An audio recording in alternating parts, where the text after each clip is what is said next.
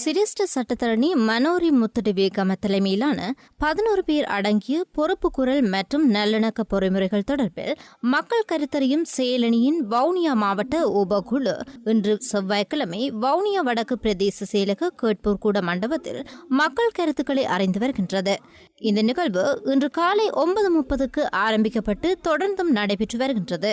இதற்கமைய இந்த செயலணியில் முன்னிலையாகி கருத்துக்களை பகிர்ந்து கொண்ட வவுனியாவைச் சேர்ந்த வயோதிபர் ஒருவர் சர்வதேச நீதிமன்றத்தில் விசாரிக்கப்பட வேண்டிய மனித உரிமை மீறல்களே யுத்த காலத்தில் இடம்பெற்றதாக சுட்டிக்காட்டினார். சர்வதேச நீதிமன்றத்துக்கு முன்னால் நிறுத்தப்பட வேண்டிய குற்றங்கள் நமது நாட்டில் நடைபெற்றது.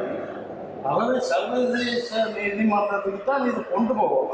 தென்னாப்பிரிக்காவில் நெல்சன் மண்டேலா கொண்டு வந்தார். அதே மாதிரி ஒரு நல்ல ஒரு முறை கொண்டாட்டம். வடக்கு கிழக்கில் அத்துமீறி அமைக்கப்பட்டுள்ள ராணுவ முகாம்கள் அகற்றப்படுவது மாத்திரமன்றி யுத்தத்தின் பின்னர் ராணுவத்தினரால் அளிக்கப்பட்ட மாவீரர் துயிலும் இல்லங்கள் மீள நிர்மாணித்துக் கொடுக்கப்படும் வரை நல்லிணக்கத்தை ஏற்படுத்த முடியாது எனவும் வயோதிபர் சுட்டிக்காட்டினார்.